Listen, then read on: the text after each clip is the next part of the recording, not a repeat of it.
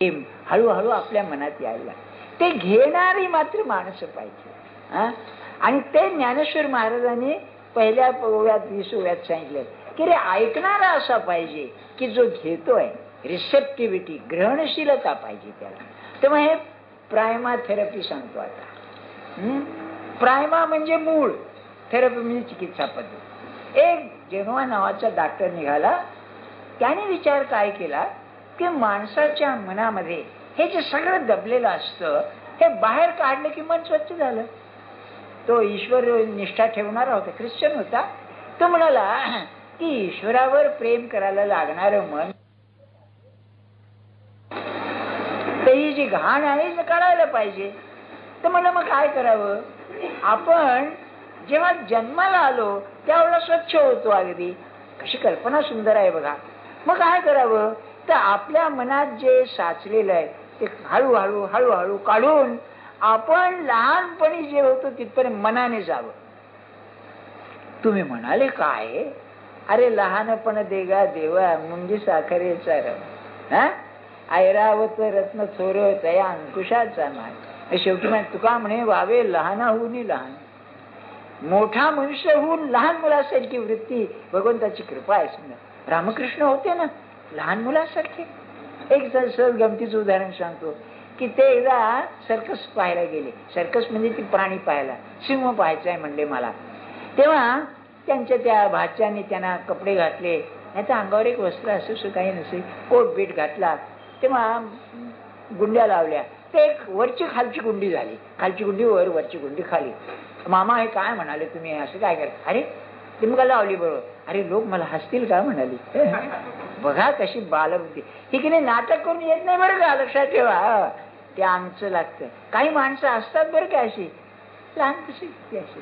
सांगण्याच हेतू काय, ते एक म्हातारी आई माझ्या हातात विसरलो हो पुष्कळच तुमचं काय होत. तेव्हा एक म्हातारी 80 वर्षाची म्हातारी बरं का. तिला काय झालं, थोडं आर्थरायटिस होतं, पायाचं दुखणं. पण तिचे डोळे कॅटरॅक्टनी गेलेले होते आणि ते ऑपरेशन वगैरे काही फारसं झालं नाही, काही नाही. तेव्हा तिच्यावर त्यांनी हा प्रयोग केला. तिने जमलं बा तिला. अहो आश्चर्याची गोष्ट अशी, ती सारखी आत खाली खाली जायला लागली. तिला थोडं थोडं दिसायला लागली. होय, तिच्या शरीरावर परिणाम झाला आणि अगदी लहानपण आलं. तिला रडायला लागली लहान मुलासारखी. The first baby cry. त्याला काय यश आलं बघा, प्रायमा थेरपी असं म्हणतात त्याला. मी असं म्हणतोय हा एक मार्ग आहे परमार्थाचा की माझं सगळं सोडून मी लहान मूल आहे तुझं. बाई असेल महाराज मी तुमची मुलगी आहे हो, मला मांडी द्या, मी तुमच्या मांडीवर सुखानं नसते. मला ही कल्पना का सुचली की समर्थाने म्हणलेलं आहे की थंडी फार जंगलामध्ये, तर म्हणले शीताकारणे साह्य वन्ही करावा, आग लावावी काटक्या कुटक्या जवळ करून. पण उसे राम पाद स्मरोनी निजावे. उशाला काय आहे तर म्हणाले भगवंताचे पाय आहे, तुझ्या पायावर नसेल. तसं जर बाईने म्हटलं महाराज मी ही अशी आहे पण तुमची कन्या आहे, लाडकी कन्या आहे, तुमच्या मांडीवर निसते म्हणून, किती खरं वाटलं पाहिजे. किती निश्चिंतताने हे येईल मला सांगा, नाही का. पण याचं उदाहरणच सांगतोय. एक ग्रस्त होते फडके म्हणून, त्यांच्या मुलीचं डॉक्टरने इतके काय ते सोनोग्राफी त्यावेळेला नव्हती. त्यामुळे डॉक्टरने सांगितलं कठीण आहे बाबा म्हणाले, आता जरा काय होईल सांगता येत नाही.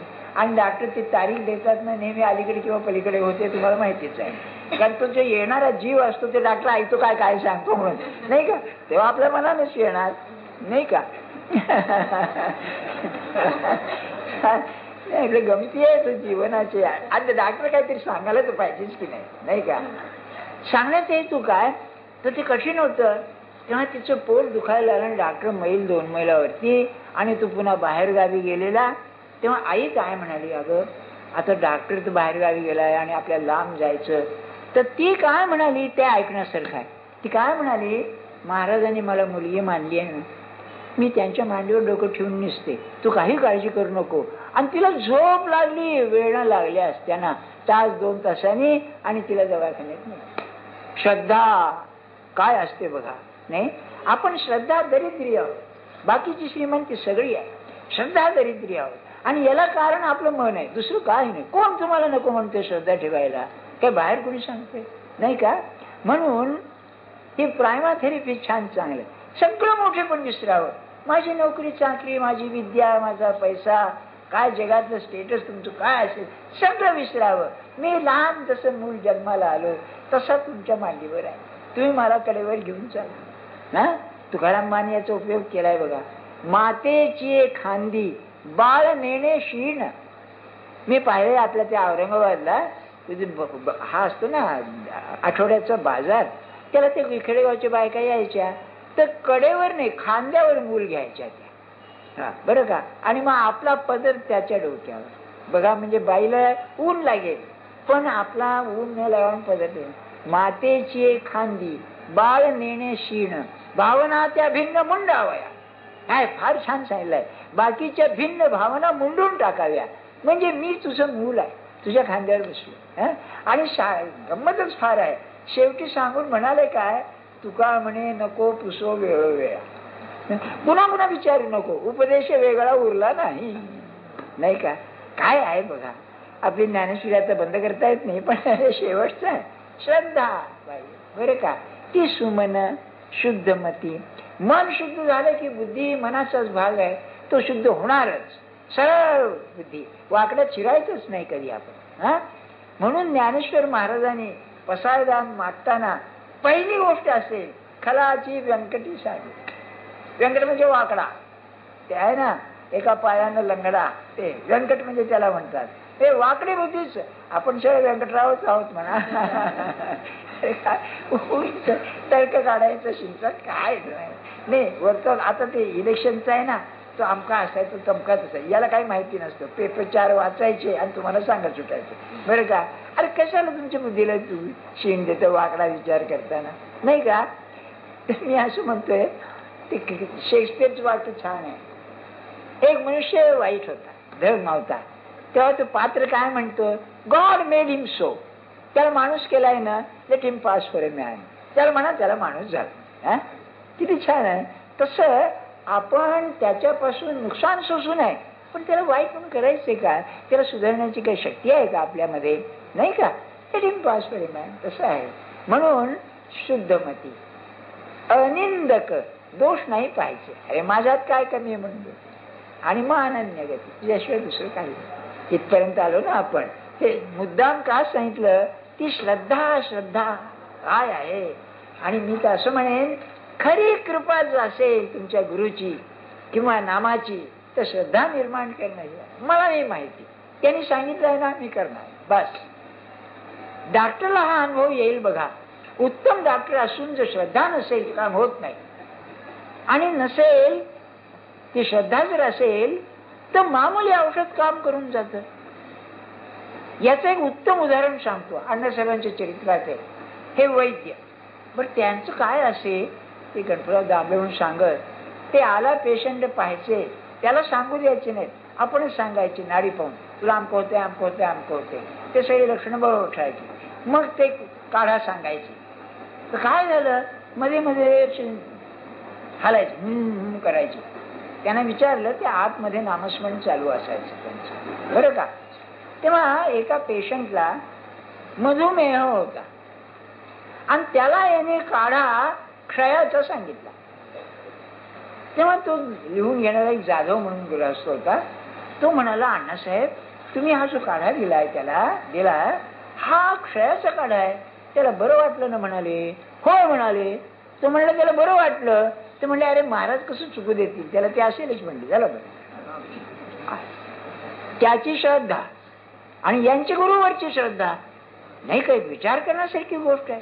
श्रद्धेचे चमत्कार काय आहेत मला सांगा, नाही का. ती श्रद्धा आपल्याजवळ नाही असं नाही आहे, ती आहे, पैशावरती आहे. नाही का. कशी बा लहानसहान गोष्टीवरती आहे. यावर्षी डिअरनेस आला मर घेणार म्हणले, आता श्रद्धा. बघा तुम्ही किती ठिकाणी आहे, नाही का. आता पगार वाढणार, लायकी नसते द्यायची, लक्ष पगार वाढीकडेच असतं, काम बी वासू द्यावं. आजकाल खरं सुखाची नोकरी पाहिजे असेल सरकारच जावं. बरं का. म्हणजे काम न करताना घर बस आजारी पडत जावं दरवेळेला. डॉक्टर भेटतोच तुम्हाला सर्टिफिकेट देणारा, नाही का. आता मेडिकल बोर्डापुढे गेला की तिथे कोणी त्याला काही चारावं म्हणजे सगळं काम होऊन जात आहे. काय सांगण्याच आहे तू काय ही श्रद्धा. आता बघा त्याच्या आता पुढे सांगतो आपल्याला. तरी प्रस्तुत आता येणी गुणी तू वाचून आणिक नाही म्हणून गुज तरी तुझ्या ठाणी लपवू नये. हे जे क्रांतीचं तत्वज्ञान आहे, हे क्रांतीचं तत्वज्ञान तू माझा अत्यंत प्रिय आहेस म्हणून मी तुझ्यापासून लपून ठेवीत ना. तात्यासाहेब केतकर एक गोष्ट सांगायची बरं का. एके दिवशी त्या लग्न झालेलं होतं, अनुग्रह झालेला होता आणि महाराज काय म्हणाले, अरे म्हणाले तुला काहीतरी अतिशय महत्वाची गोष्ट सांगायची बरं का, मी बोलवीन तुला म्हणाले. हे वाट पाहत होते नवरा बायको, काय महाराज सांगा, काय महाराज सांगा बरं का.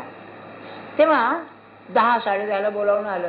महाराजांनी बोलावलंय म्हणजे आलं. महाराजांनी दार बीर लावून घेतलं. कसा म्हणाले, असं कुतूहल काय महाराज सांगणार. हळूच म्हणाले, नामाशिवाय काही करू नये.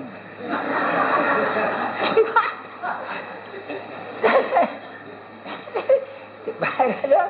ब्रह्मा महाराज म्हणले, काय रे महाराजांनी काय सांगितलं काय. ते म्हणले तिने नाम घ्या म्हणून सांग. तेच खरंय म्हणाले. चल आता काय सांग. हा कसा असतो बघा, जे खरं आहे ते पटत नाही हो आपल्याला, नाही का. जसं मला तर गमतीनं वाटतं बरं का, या बायका हेअरस्टाईल करतात नाही का. मी अगदी विनोदानं सांगतो, तुम्ही करा बायानो, आमच्यासारख्याला शक्यच नाही काही करणं. नाही तुम्ही हसू नका. कर्नाटकामध्ये पुरुष सुद्धा केसामध्ये फुल घालतात. होय मी पाहिलेले शास्त्री बिस्त्री लोक गजरे बिजरे गेले. हरीच्या म्हणले तिकडे आहे तसं. तर मला नेहमी वाटतं बाहेरून सगळं आहे, आत फरक आहे का काय मेंदूमध्ये. आज आहे तसं, खोपडी तशीच आणि उलटीच असायची नाही का, ती काही उलटी होत नाही. तसं आहे, आतमध्ये फरक व्हायला पाहिजे आणि त्याला श्रद्धा आहे. श्रद्धा बदलली पाहिजे आणि श्रद्धा बदलणं अतिशय कठीण गोष्ट आहे.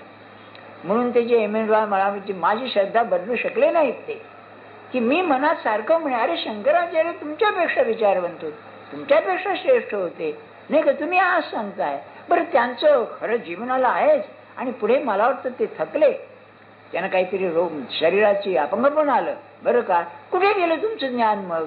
इथे कसं आहे, शरीराची काही अवस्था झाली तरी अनुसंधान बरोबर आहे नाही का. मग काय त्यांचं म्हणणं, आचार्यांचं म्हणणं कसं खोटं ठरेल. एवढी दिवसा म्हणून ज्ञानेश्वर महाराज म्हणतायत की बा हे गुप्त आहे ही गोष्ट खरी, पण तुझ्यापासून मी लपून ठेवीत नाही कारण माझ्यावर तुझी श्रद्धा आहे. आता मग स्वतःच म्हणताय, आता किती नावा नावा तुझ म्हणता कानडे वाटेल तुझं तरी सांगेन ज्ञान सहज विज्ञानशी. अरे सारखं तुम्ही म्हणता भगवंता कठीण आहे आमका आहे तुमका आहे. अरे मग इथं सांगा की काहीतरी सांगतो म्हणले. आता थांब, सारखं तेच करीत नाही. मग परी तेचे ऐसे निवाडे जैसे भेसळले खरे कुडे मग काढीचे फाडो वाडे पारखून या. दोन धान्य म्हणाले मिसळलेली आहेत, ती जशी वेगळी करावी तसं म्हणाले हे अशाश्वत आणि शाश्वत किंवा जे योग्य आणि अयोग्य, स्थूल आणि सूक्ष्म हे वेगळं करून तुला मी सांगतो. का चाचूचे सांडसे वा खांडीचे पयपाणी राजहंसे तुझं ज्ञान विज्ञान तैसे वाटून देवे. असा आहे विज्ञानाचा एक अर्थ असा आहे जो अलीकडे आहे तो बरोबर आहे की दृश्याचं जे ज्ञान आहे ते विज्ञान. सायन्सला विज्ञान हा शब्द आणि ज्ञान म्हणजे आत्मज्ञान. समर्थन नाही का, ऐक ज्ञानाचे लक्षण. ज्ञान म्हणजे आत्मज्ञान. पहावे आपणास आपण या नाव ज्ञान हे मग आहेच. तेव्हा ज्ञान आणि विज्ञान हे वेगळं करून तुला मी सांगतो. कसं, आपल्याकडे एक कल्पना आहे की हा राजहंस जो आहे त्याच्यामध्ये अशी शक्ती आहे की पाणी आणि दूध एकत्र असेल तर दूध तेवढं शोषून घेतो आणि पाणी सोडतो. तसं विज्ञान हे पाणी आहे आणि ज्ञान आत्मज्ञान हे दूध आहे. ते वेगळं करणारी जी बुद्धी आहे ती राजहंसाची बुद्धी. आणि बघा सरस्वतीचं वाहन काय आहे, राजहंस. कारण सरस्वती बुद्धीची देवता आहे. बुद्धीचं कार्य काय आहे तर जे सत्य आहे ते असत्य, आत्मा अनात्मा सारा साप हे वेगळं करणं. आणि ही शुद्ध बुद्धी आहे. म्हणून मग मग वारयाची धारसा दुसरा एक अनुभव देत आहे. पडिनला कोंडा का नुरेची जैसा आणि कणाचा आपैसा राशिवा जोडे. तुम्ही पाहिलं असेल शेतकरी लोक ते वरून असं सुपानी ते हे काढतात, म्हणजे कण खाली पडतात धान्य आणि फोटा येते वर त्याचं हे. तसं मी तुला आता अशा पद्धतीनं सांगेन की आपोआपच जे अशाश्वत आहे ते बाजूला जाईल, शाश्वत आहे ते राहील. तैसे जे जाणतील यासाठी संसार संसाराची एक गाठी लावून बैसवी पाठी मोक्ष श्रियेच्या. हे विशेष आहे. मला असं वाटतं की आचार्य आणि ज्ञानेश्वर महाराज दोघेही महाज्ञानी, तरी ज्ञानेश्वर महाराजांना थोडस संसारी लोकांबद्दल अधिक प्रेम होतं या चंकाने. म्हणून म्हणाले की जे मी आता सांगणार ज्ञान विज्ञान ते जाणल्यानंतर संसार आहे तसाच राहील, पण ते होऊन सुद्धा मोक्षश्रियेच्या सिंहासनावर बसेल, संसाराला धक्का न लावताना बसेल. आणि मला एक महाराजांचं वाक्य आठवतं, पैसा हा प्रापंचिकाचा प्राण आहे हे ओळखून त्यांच्या पैशाला मी कधी धक्का लावला नाही. किती दृष्टी विलक्षण आहे बघा. की त्याचाच अर्थ असा की तुम्ही आम्ही जर म्हणाले दे सगळं सोडून ये माझ्या मागे, न नको हे आहे ते बरं आहे, नाही का.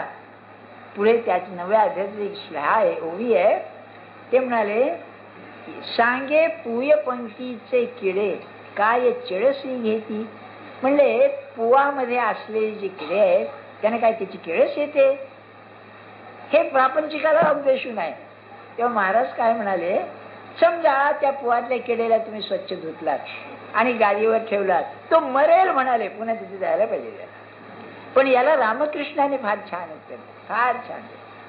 एकदा संध्याकाळ झाली, बाजाराला आलेल्या मासळी विकणाऱ्या कोळीनी बरं का त्यांचा माल विकला, टोपली रिकामी. तेव्हा त्या माळ्याला काय म्हणाल्या किंवा रात्र आम्ही इथे काढतो, एकट्या घरी जायचं निघा म्हणाला. त्यांना काही झोप येईना, कारण निरात्याची फुलं तिथे, त्याचा घमघमाट सगळा.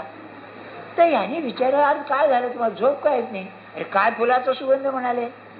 त्यातली म्हातारी ती काय म्हणजे आज सोपा उपाय, पाण्याचा शिपका मार त्या टोपल्यावर, म्हणजे तो दर्प येईल त्यात आणि मला लागला घोरायला. तशी प्रापंचिकाची स्थिती आहे बरं का.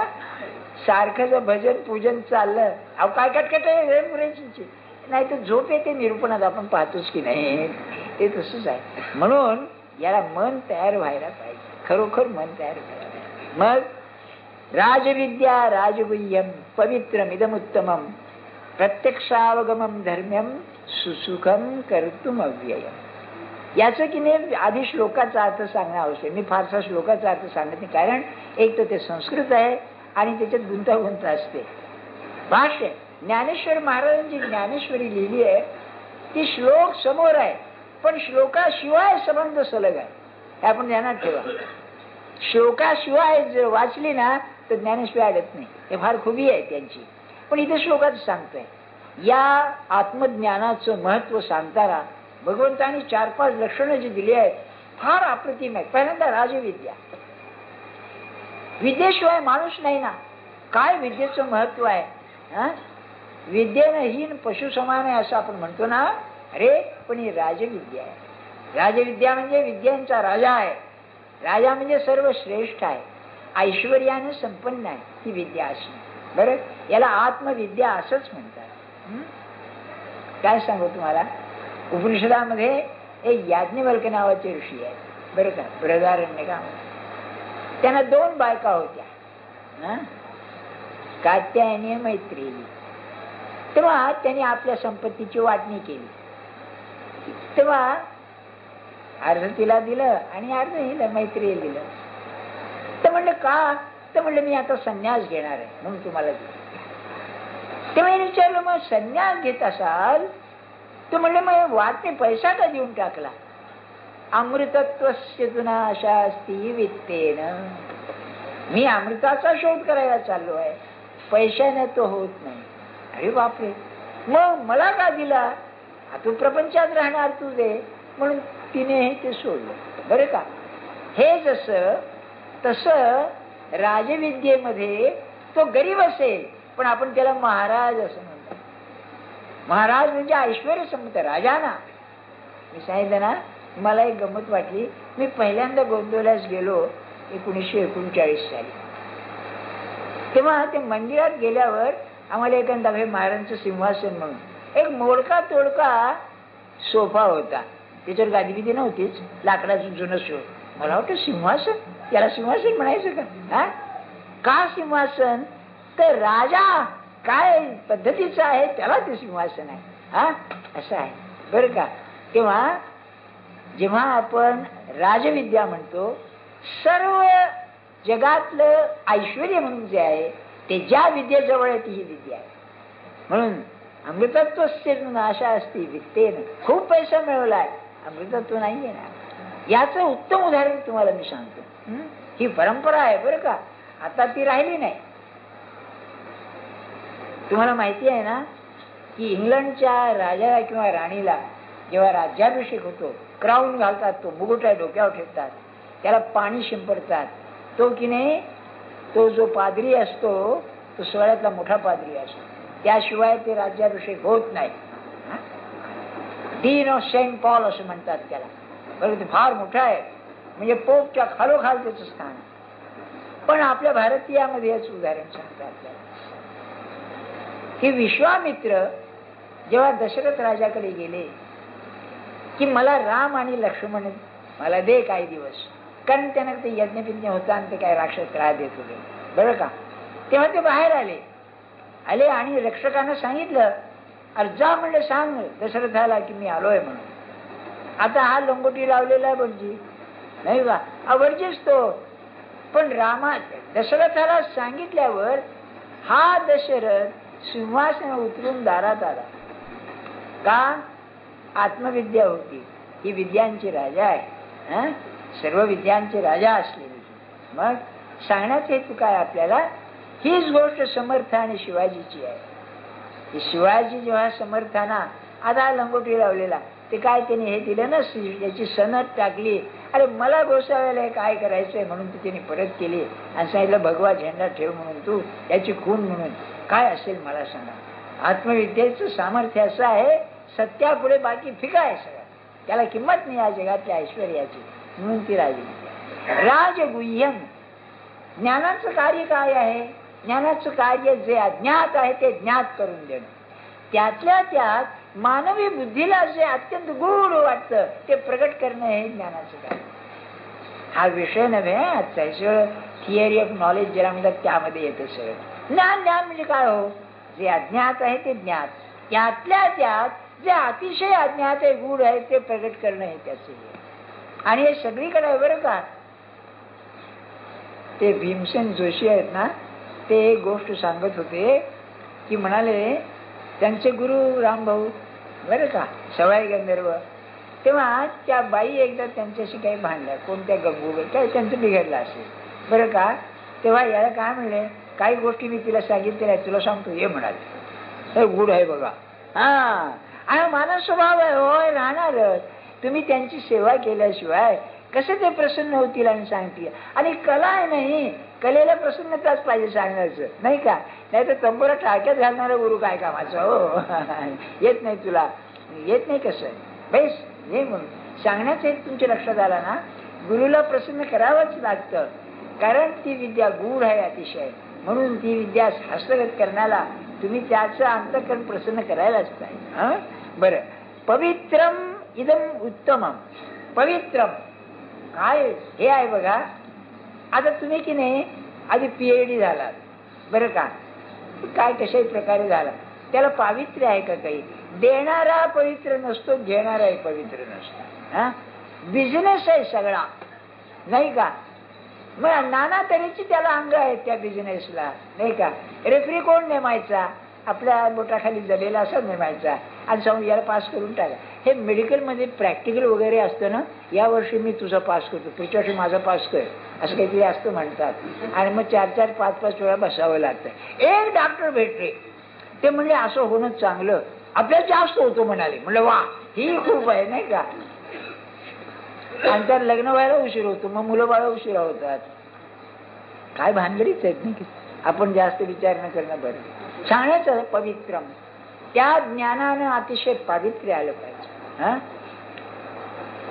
मी पाहिलेलं नाही, पण माझे जे प्रिन्सिपल होते गजेंद्र गडकर, A.B. गजेंद्र गडकर, त्यांचं नावही तुम्ही अश्वत्थामाचार्य, त्यांचं नावही बघा काही.